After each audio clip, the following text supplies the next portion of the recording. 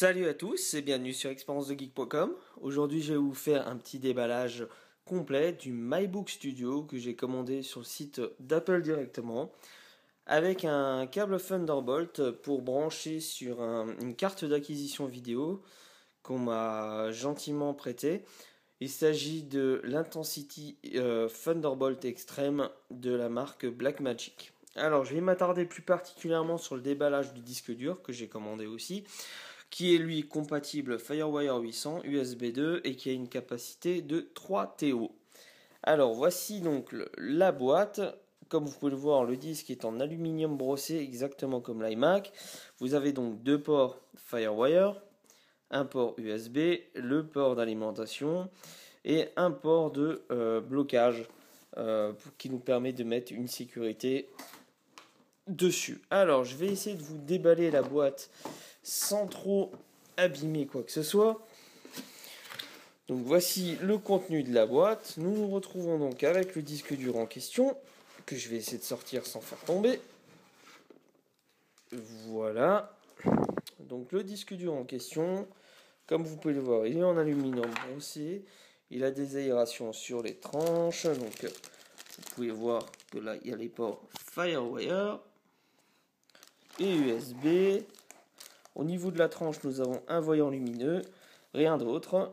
Donc le disque se met dans ce sens-là. Voilà. Donc je vais continuer à vous faire le déballage du reste du coffret. Nous avons à l'intérieur donc cette petite boîte et ensuite il n'y a plus rien. Donc je vais ouvrir la petite boîte pour voir le contenu de celle-ci.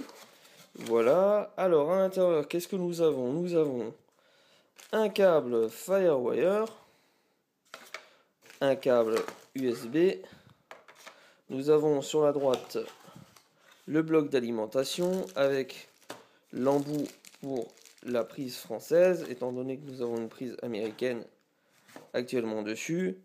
Et enfin, nous avons des petits livrets de garantie, d'explications. Et voilà, je fais le tour.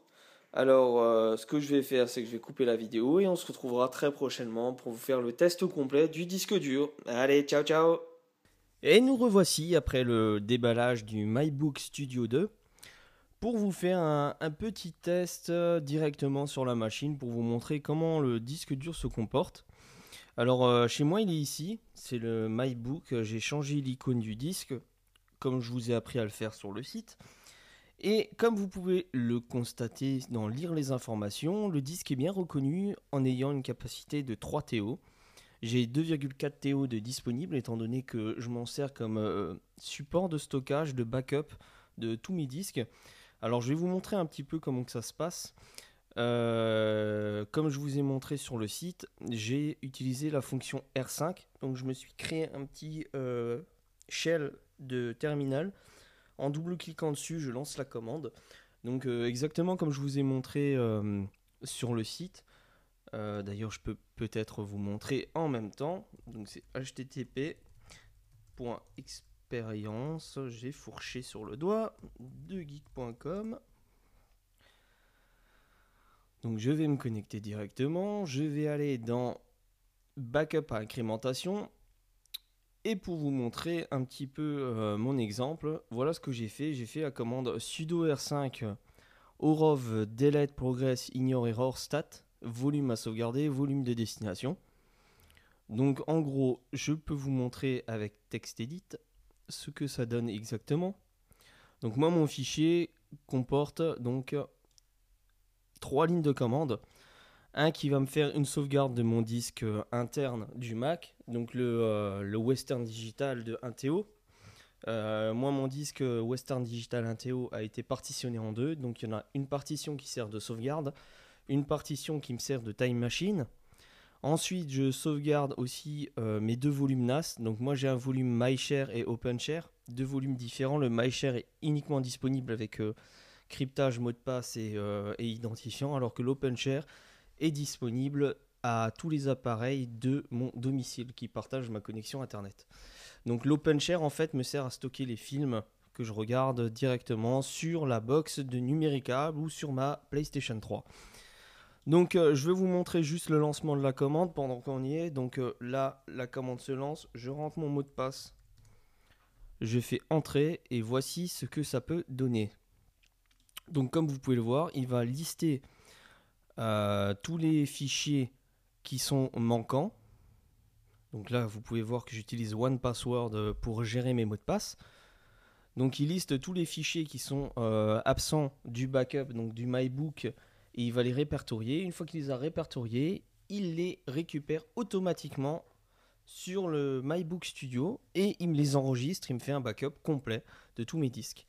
Il faut savoir que si maintenant je supprime un fichier de ma sauvegarde Mac, il va lister donc mon disque, il va voir que le fichier a été supprimé, le fichier en question, et du coup il va me le supprimer également de mon backup. Donc c'est un système de sauvegarde de backup pour moi qui me convient très bien. Maintenant il faut savoir que si vous avez fait une mauvaise manipulation, sachez qu'il ne vous sera impossible de récupérer votre fichier. Ce n'est pas un support qui va vous permettre de récupérer des données en cas de suppression malencontreuse. Hein. C'est simplement un backup complet de tous mes disques et ça me permet de garder une sauvegarde de tout au cas où si un disque un jour me lâcherait. J'ai au moins la sécurité d'avoir tout sauvegardé sur un endroit et je me sens un peu plus en sécurité. Alors maintenant, je vais vous montrer quand même que la vitesse de mon MyBook est plutôt pas mal. Je suis en FireWire 800. Donc je vais vous montrer en faisant un test directement. Donc je vais aller sur le MyBook. Je vais choisir. Je vais faire des transferts de 1 giga pour voir. Et je vais vous montrer le taux de transfert des fichiers. À combien de mégas il transfère en FireWire 800. Donc comme vous pouvez voir là, je suis à 56 mégas. Par contre, je constate que Time Machine est en train de sauvegarder quelque chose. Alors je ne sais pas s'il est en train de sauvegarder sur le MyBook ou s'il est en train de sauvegarder sur le Time Machine. Donc je vais arrêter mon stress test. Je vais le laisser terminer tranquillement ma sauvegarde Time Machine. Et je vais en profiter pour vous montrer comment faire une sauvegarde de votre disque dur et faire un deuxième Time Machine. Donc il faut vous rendre dans Options, Préférences Système, Time Machine. Voilà. Donc comme vous pouvez le voir là, c'est Time Machine qui a pris le relais. Comment faire pour rajouter un deuxième disque dur? Parce que là, vous voyez que j'ai mon Time Machine sur mon disque interne et j'ai également un Time Machine sur mon MyBook. Donc du coup, il m'a créé un dossier backup et il me sauvegarde mon OCZ Vertex directement sur les deux disques. Donc ça me permet d'avoir 2 fois plus de sécurité. Donc je vais décadenasser la fenêtre. Et il vous arrive, si vous avez mis un disque de sauvegarde, pardon, j'en perds mes mots. Donc si vous avez mis un disque de sauvegarde, vous aurez une option ajouter ou supprimer le disque de sauvegarde. Donc vous cliquez dessus et il vous suffit de sélectionner un disque, de faire utiliser le disque et ensuite vous aurez une option, voulez-vous utiliser les deux disques ou simplement utiliser, remplacer le disque existant. Donc là j'ai décidé de ne pas chiffrer mes sauvegardes parce que je suis le seul à utiliser mes sauvegardes. Donc pour moi c'est pas très important pour l'instant. Après par la suite je sais pas, peut-être que je les chiffrerai, on verra. Et ensuite donc il vous suffira de rajouter le deuxième disque. Donc comme vous pouvez le voir, à chaque fois il y a un disque qui prend le relais et le deuxième ensuite. Ça marche toujours comme ça en fait. Il va d'abord faire une sauvegarde sur un, puis quand il aura fini, il va faire la sauvegarde sur le deuxième, et ainsi de suite. Donc ça vous permettra d'avoir, donc, grâce à mon astuce de R5, de sauvegarder avec Time Machine, donc d'avoir votre disque principal de système qui va être sauvegardé automatiquement. Et là, vous aurez une sauvegarde incrémentale avec plusieurs sauvegardes dans le dossier.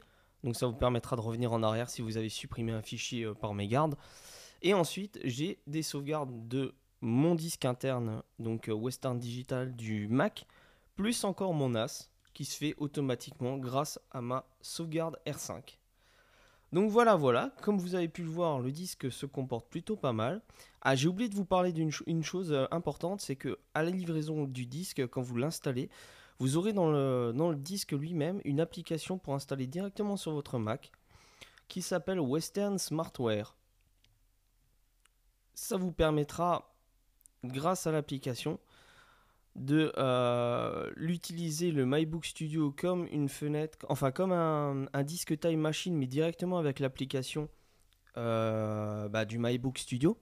Donc moi je l'utilise pas étant donné que j'utilise celui de Mountain Lion, qui vous permettra donc de faire des sauvegardes de vos fichiers, de faire de la récupération de fichiers.